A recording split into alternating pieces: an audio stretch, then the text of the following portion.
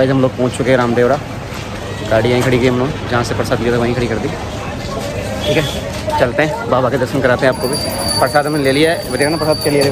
एक तो झंडा लिया, झंडा चढ़ता है यहाँ पे, और प्रसाद लिया, नारियल लिया, अगरबत्ती लिए, ये सब हम लोगों ने ले लिया है। और बाइक वहीं खड़ी की थी जहाँ से प्रसाद लिया था। यहाँ पे ये नियम अच्छा लगा मुझे, आप जहाँ से प्रसाद लेते हो वहाँ पे बाइक खड़ी कर सकते हो। ठीक है,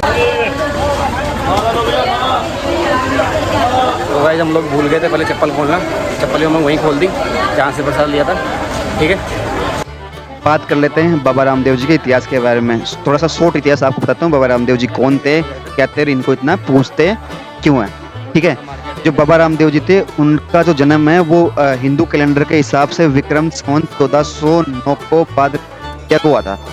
इसका जन्म हुआ था तंवरवंशीय राजपूत परिवार में, जो वहाँ के रोनिजा के राजा थे, राजा अजमल जी।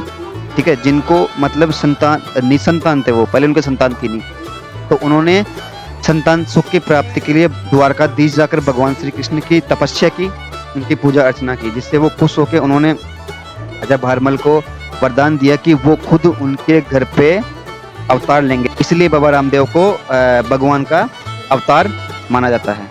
यहाँ लिखा हो कृपया जूते चप्पल यहाँ नहीं उतारे और लोगों ने नहीं उतार रखे। ठीक है, और बाबा रामदेव जो पैदा हुए थे तो बचपन से उन्होंने अपने पर्चे दिखाने स्टार्ट कर दिए थे।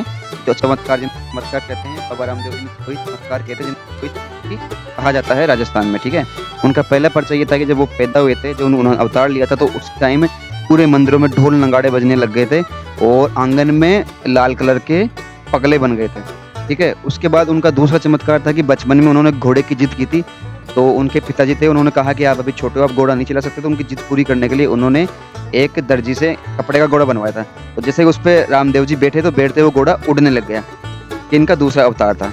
ठीक है, तीसरा अवतार था कि इनकी बहन थी डालीबाई। ठीक है, वो तो अवतार नहीं था, उसको ऐसा कह सकते हैं कि अपन मतलब ये जाति जो पढ़ते थे उसके बिल्कुल विरुद्ध थे। जो डालीबाई थी वो थी अपने दलित, तो उन्होंने उसको अपनी बहन बना के रखा, इसलिए सर्व समाज लोग बाबा रामदेव जी की पूजा करते हैं।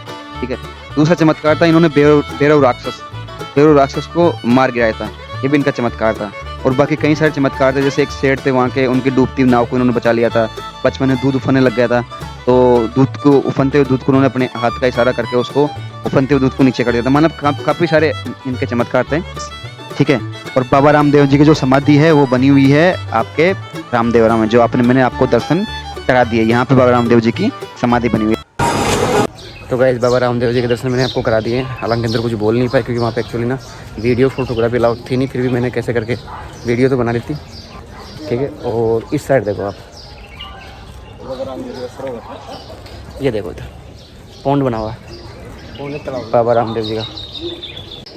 जस्ट मंदिर है वो सामने दिख रहा है आपको, उधर मंदिर है, मंदिर के जस्ट पीछे की तरफ तालाब बना हुआ पूरा, बहुत बड़ा पौंड देखो वहाँ तक है पूरा। गाइस आपको वो बाबा रामदेव और 5 पीरों वाली कथा बता देता हूँ। मक्का मदीना से 5 पीर आए थे बाबा रामदेव जी की परीक्षा लेने। तो उन्होंने आके बाबा रामदेव जी को कहा कि हम हमारे ही कटोरे में खाना खाते हैं। तो बाबा रामदेव ने अपना हाथ इतना दूर फैलाया कि उनसे मदीना से कटोरा पास आ गया। फिर उनको वहाँ पे उस कटोरे के अंदर जी भर के खाना खिलाया। तब से उनके चमत्कार को देख के वो 5 पीर उनको अपना गुरु बना लिया। इसलिए बाबा रामदेव को पीरों के पीर, रामसा पीर उपाधि मिली इस दिन से। इसलिए मुसलमान भी बाबा रामदेव को पूजते हैं। ठीक है, ये कहानी है बाबा रामदेव के हिंदू मुस्लिम एकता की, इसलिए मुसलमान भी इनको रामसा पीर के नाम से पूजते हैं। तो गाइस रामदेवरा में दर्शन कर लिए हम लोगों ने रामदेव जी के, और निकल रहे हैं यहाँ से हम जस्ट। अब देख सीधे जा रहे हैं पोखरण। ठीक है, पोखरण जहाँ पे वो पहला परमाणु परीक्षण होता है ना इंडिया का, वो वाली जगह दिखाते हैं आपको। ठीक है।